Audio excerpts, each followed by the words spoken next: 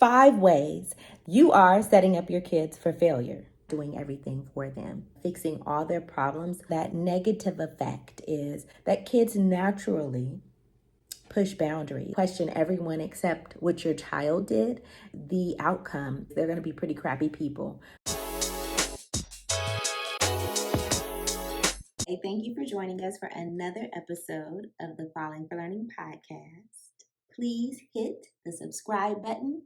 We're here for you, and you want to stick with this channel if you have teens and tweens, or you're a caregiver, right? You might be a parent, you might be a caregiver, and you want to know what to do to keep them on track for learning and to stay on track for success. Hit the subscribe button.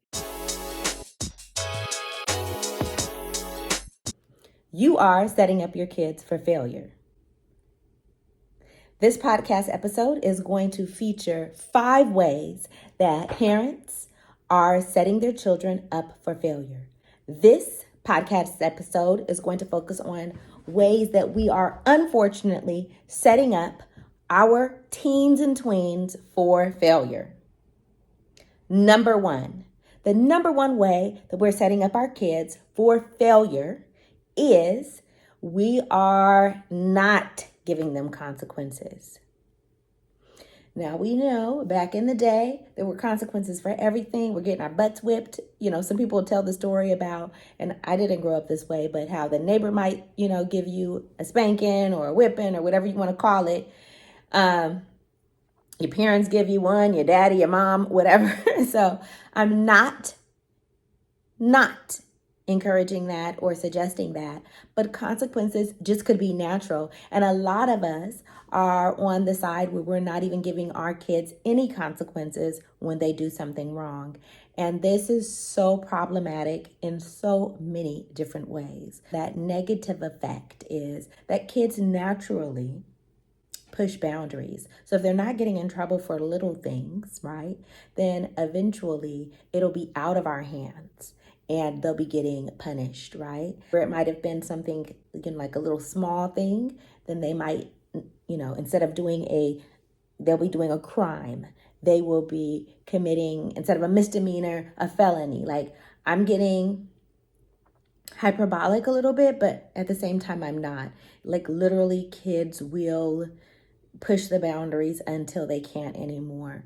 And think about ourselves. Like, would we be getting up and going to work every day if we could get paid anyway and we could get everything that we wanted?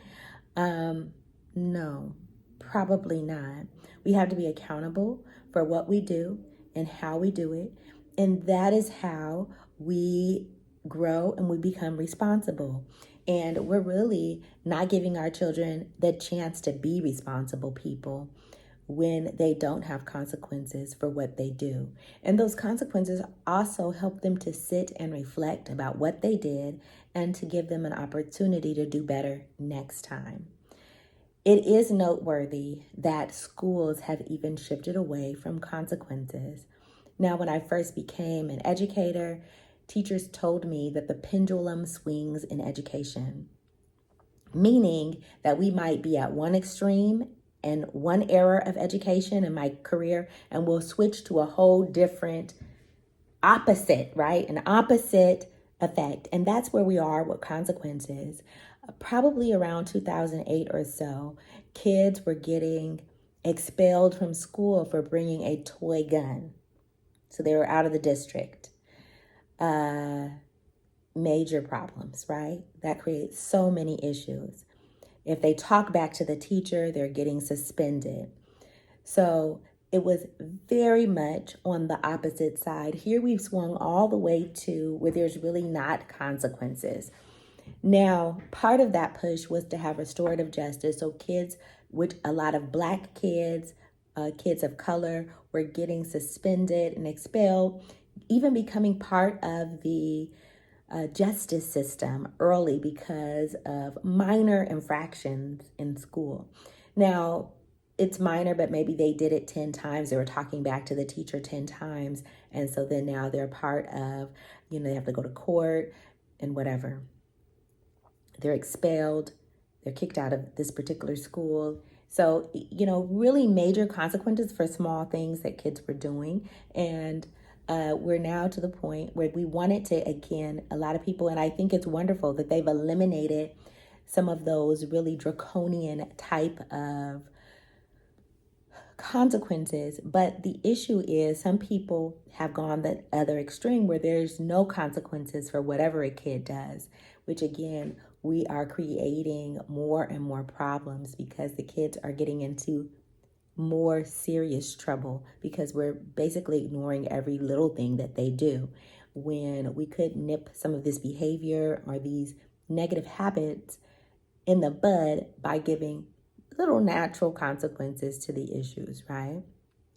Not criminalizing our kids, not making them a villain, like this is just who you are as a person, but addressing that behavior and helping the kid to grow, learn, and reflect. But again, that was about school. Just so you'll know that if your kid is going to a school, then they may be bringing some of those habits home that were not corrected at school. And so even more of an onus is on parents to make sure that they take care of these issues and give their kids consequences and make sure that they're growing and reflecting on what they're doing, their habits and their behaviors. So natural consequences could be as simple as you are not going to have your report at school today, right? So instead of me going back home, derailing my day, giving the report that the child left at home, giving it to them, their natural consequences is they will have to turn that report in late. Maybe their teacher won't accept it late.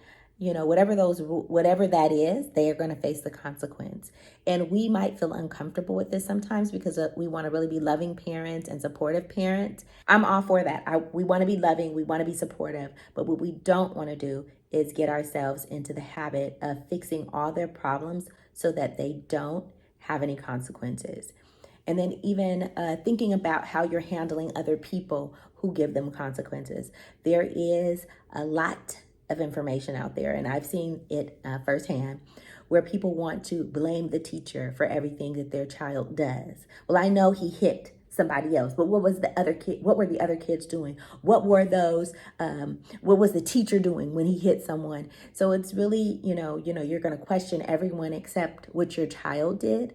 And I know I love my kid too, and I've been accused more than once of standing up for my kid when I should have just really been making sure they're facing consequences. And I reflected and I've worked on that. And I am, just trying to be honest with you. You have to do that too, because the outcome, if we do not give our kids consequences and we're always vilifying whoever's trying to give them consequences as well, is that we're going to have kids that are going to be, they're going to lack a lot of character and personality traits that are admirable.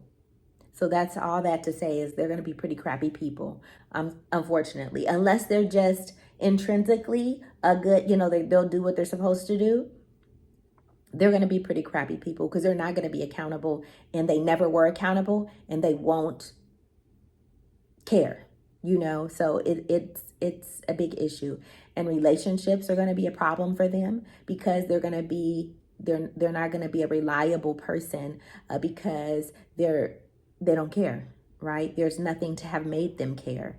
And we don't want that from our kids. We love our kids, and these are little things that we could do to help them. So they just won't get certain things, right? They may not be able to go to their friend's house if they're not doing what they said they were going to do. They said they were going to clean their room. Their room's not clean. They said they're going to clean it by Friday. You're supposed to go to their friend's house on Friday after school. You're not going. Your room's not clean. Now, sometimes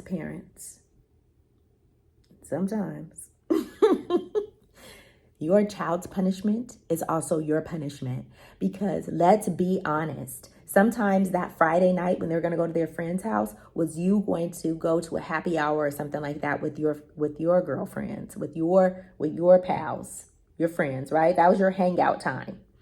Maybe you just need to relax and decompress from the week, and you're just going to watch TV and just be chilling. and not worried about, feeding the kids or whatever you need to do as a parent, right? You're going to be off. And that is what it is. I've been punished many times by my own punishments against, for my daughter. And that's what it is. That is part of our sacrifice as parents. But we don't want to get to the point where the punishments are out of our hands and it's in the police's hands. It's in a court, in a jury's hands, because over the time they've missed 1,000 punishments because we just couldn't bring ourselves to, actually parent, right? We can't do that to ourselves, and we can't do it to our kids. So yes, you didn't get that night out that you were supposed to have because your kid was supposed to have, but your kid didn't do what they're supposed to do. It's okay. You will have days that you could look back and you could sit back and feel the rewards of that time when you doubled down and made sure your child had a consequence for their behavior, because later on you will reap rewards. Just like I said, if you don't do it, you don't give them consequences and they're pretty crappy people who are doing things that are ridiculous and are irresponsible, you will have the opposite effect. If you will have these great people, these wonderful human beings that you've raised that are responsible, and they are giving you benefits later on. That's what will happen. I know, firsthand knowledge, honey. So it may feel crappy when that night out is canceled because you had to cancel Christmas on your baby. But guess what? It's going to pay off. It's going to pay off. All right. I'm sorry. Anyway, the second thing that we're doing to set our kids up for failure is we're doing everything for them, right? They don't have to remember to charge their iPad, charge their phone, to get, when they go into the shower, they don't remember to bring a towel. You make sure you get a towel for them. You set out their clothes. You're doing everything for your sweet little baby. And yes, they're sweet little babies, but guess what? Our job is to work ourselves out of a job. That means that we are not needed, right? And I always follow this up with saying we still want to keep our relationship with our kids, but we should be they shouldn't need us anymore, right? Your parent doesn't have to wake you up. I hope not. Do your parents have to wake you up to go to work or, to go to your appointments or whatever? Or do we handling that ourselves, moms and dads out there? So yeah, that's what we want our kids to do. Be independent.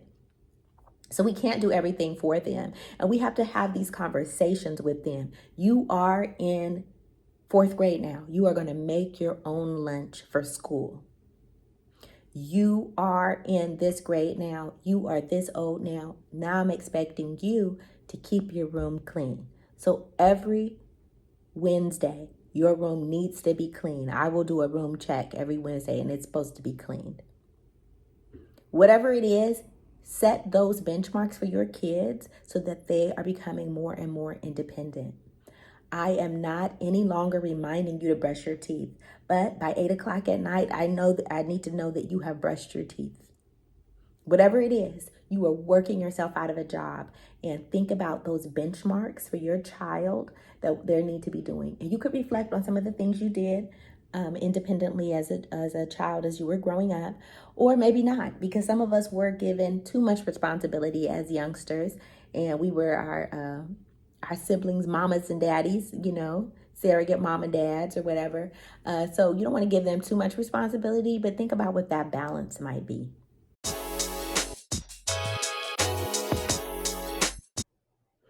All over the United States, 75% of children don't know how to write well. Add that to the fact that so many people out there are trying to silence the voices of those who have been oppressed and trying to prevent them from telling their story. Who's going to tell your story? If your child doesn't know how to write well, I have 2 books to address this issue: The Rewrite Method and The Rewrite Method Workbook, written to make sure that parents know what to do, that educators know what to do to get their children to write better, and just not write better, but love to write. Make sure that your next generation could tell their story and they won't be silenced. Go to fallingforlearning.com today to purchase your set.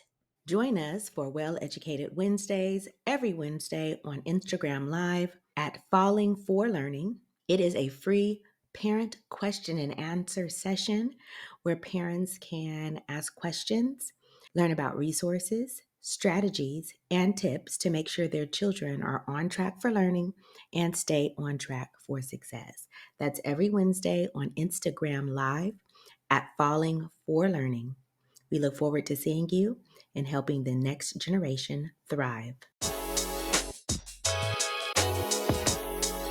And, we will have our blog with some, resources for you to look up to see like what are some good benchmarks at certain ages for your kids, and setting those benchmarks, those goalposts for your kids to become more and more independent is essential to their development, right? We're working ourselves out of a job. We are not doing everything for them. And a lot of us do. I charge your iPad, I set your clothes out, I washed your clothes, and they're leaving the house and they have not done anything. They're like a queen or a princess or whatever. You've got their coat, their hat, their gloves, you got all the little essentials. You've organized their stuff, made their lunch, just place it in their hand, they're walking out the door. And later on, that is going to be such a problem because they're supposed to be college and career ready. Does someone have to tell them everything they're supposed to do? Are we preparing our kids to be the boss or be bossed around? Just sit with that. Are we preparing them to be the boss or to be bossed around? Right? Independence is important. The third thing that we're doing that is setting our kids up for failure is we're lying to them.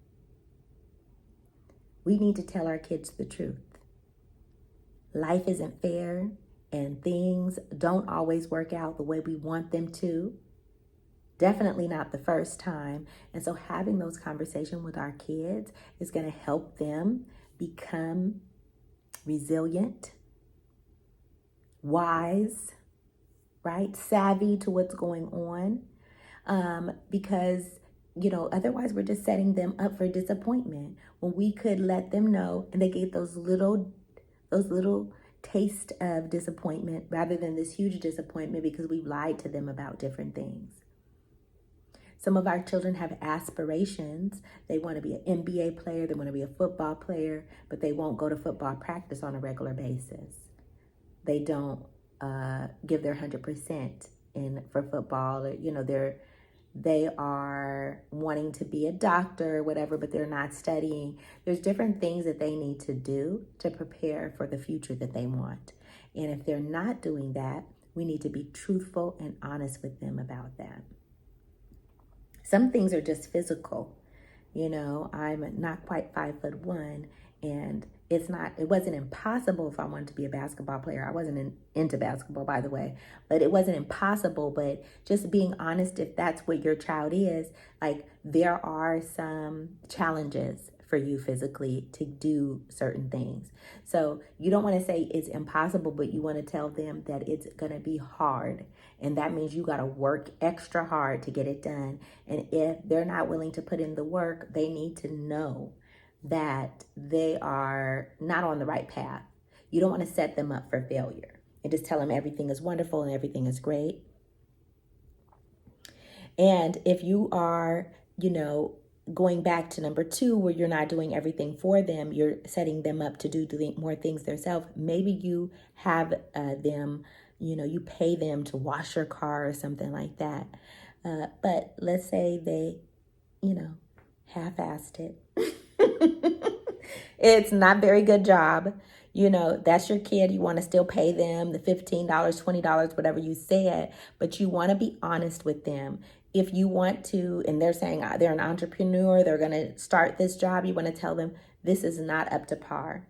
And let me show you the places where this is still dusty here. You didn't clean the windows, whatever. So point those things out to them. You don't want to tell them everything is trash. You could tell them some positives that they did, but you also want to be truthful about, you're not really going to be able to compete if this is how you do things. If you're going to do it better, you're going to make a better choice next time. You're going to be pay attention to detail. Otherwise, I can't continue to pay you because I want my car a certain way and you're not doing that. So be honest with them about what's going on. That also goes to your limitations. If you are not going to be able to buy them a BMW and they are asking for a BMW, let them know, like, I can't afford that. Don't be disappointed when it comes in Christmas because I'm not getting it for you. I don't have it to give you. So be honest with them, because it's worse for them to be all like have these inflated dreams and everything and like, oh yeah, I don't, I'm going to get a BMW. That's what I'm going to get. And then you don't have it and it comes, they're going to be so disappointed. When you could just tell them early on, guess what? We don't have money for that. We're not going to do that. But I could help you come up with a plan for making money or in the future, or this is a better choice to spend your money on than a BMW, and these are the reasons why. Be honest. This helps your children, again, to be able to face disappointment and to keep moving, right? To be able to understand that they're not special in the way that hard times are going to come to them, they're going to have limitations. That's what they need to know. This is what part of life. And if they don't know that, they're going to have a lot of problems being disappointed. But if they know that failure and disappointment is part of life and they'll be able to get past it and move on and have better times, then that's going to help bolster them for the future. And that's what you want. That will help them preserve relationships. They don't think all relationships are supposed to be perfect. They could accept people being imperfect in their lives, and they could work through some challenges with their friend or with their romantic partners. So it really affects a lot if they are used to not hearing the truth. So our fourth way that we set up our kids for failure is overscheduling and overstructuring their lives. Right? Because I know that we have a lot of goals for our kids may have a lot of goals, but if we are giving them too many tasks and too many responsibilities, they are not going to be able to fulfill it, and we are setting them up for failure. So making a realistic schedule for them, giving them some downtime, right? They should not have to have a very busy schedule every day of the week. So 7 days a week, they have an activity, they have an appointment, they have a practice, they have too much. Being able to have some downtime gives them creativity, gives them some time to have fun, gives their life balance. We need balance. We don't want to be working every day of the week, and neither should our children. So help them to have a childhood. Don't set them up for failure by giving them all these things that they need to be doing.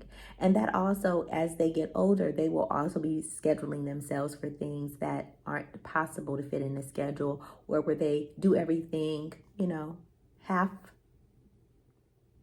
poorly. Everything's done poorly because, there's too much that they have going on. And also, again, this goes back to telling them about limitations. So you can't be a part of soccer, football, and track. Figure out one of them that you're going to do, or two of them, or whatever it is. Like having real conversations about what is manageable and what's not manageable, because they are people and humans who want to have fun and who also need downtime and rest to fully function. Okay, so very much an essential part of their development is knowing what is realistic for their schedule and for their time. Number 5, the way to set up our kids for failure is overemphasis on achievement and perfection. Now, as a recovering perfectionist, I do have to say, this is one of the number one ways to knock a kid out into the failure range, right? Because the expectation to be perfect is not attainable. It's not. and making them, nitpicking them about what they didn't do and how they could do it better and how it could be done better is a number one way to make them feel like failures. And it really affects their mental health, right? They're literally going to drive themselves crazy trying to meet your expectations or their unrealistic, unattainable expectations.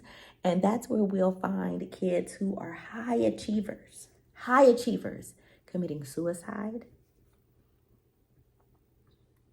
We'll find kids who are very much high achievers dying by suicide because they just could never fulfill this ideal in their head. They can never fulfill it, and they feel like failures, even though they have lots of accolades, lots of achievements, right? So we have to make sure that we are bolstering our children with positive feedback. And then when they do something wrong, when they have a failure, when they have a setback, we are talking to them about how that's just part of life. And we tell them about our own setbacks. We tell them about our own instances of failure.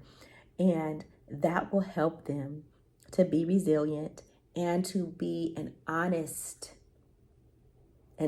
critique of them, an honest person that critiques themselves in a healthy way. It's honest to, it's great to be able to critique yourself in a healthy way and not to tear yourself down, because a lot of times the worst critic that we could have in our lives is ourselves. A lot of times what holds ourselves back from our highest achievements is ourselves. We talk ourselves out of our high achievements. We talk ourselves out of our blessings and really fulfilling our destiny and walking in our purpose. And we want to help our kids to overcome that. And the way we help them overcome that is helping them know that they are human, that they make mistakes, that we are human, that we make mistakes, that this person over here is human, that they make mistakes, and it's okay, right? And it's going to be okay. And you still love them despite they didn't do perfectly and they didn't fulfill everything. And letting them know that over and over again and reminding them and pointing out that I made a mistake and I'm sorry about that or whatever will help them to also embrace themselves for who they are. Human people that are flawed, that make mistakes, and that are never going to be perfect, right? So do not set your child up for failure, because if they're holding themselves against a perfect measuring stick, they're never going to make that. And again, that's where we see those kids falling the hardest, because they've done all kinds of things right, but because it can't be perfect, they will, it's one of the saddest things that that we've seen happen with kids who are high achieving, that they just can't be perfect and they die by suicide. And it's just a tragedy. Whew. So let's go back to the top 5 ways that we are setting our kids up for failure. We're not giving them consequences. We are doing everything for our kids. Number 2, doing everything for our kids. We are robbing them of their ability to become independent, self-sufficient, gain self-efficacy, right? The number 3 reason that we set up our children for failure, we lie to them. We don't tell them the truth. And so when the truth slaps them in the face because they're not used to hearing the truth, or they don't know what's real and what's not, right? So telling them the truth.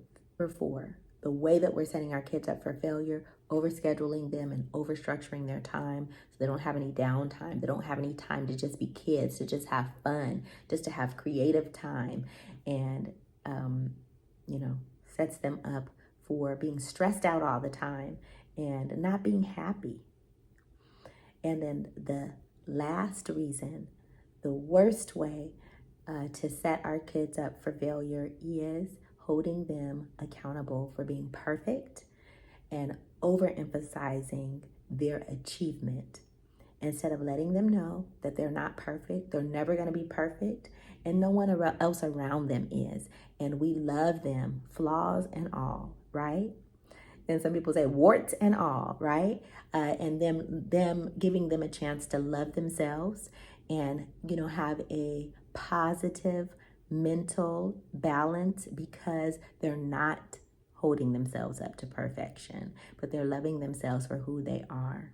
I so much appreciate you joining us on this Falling for Learning podcast. Like, subscribe, follow us, right?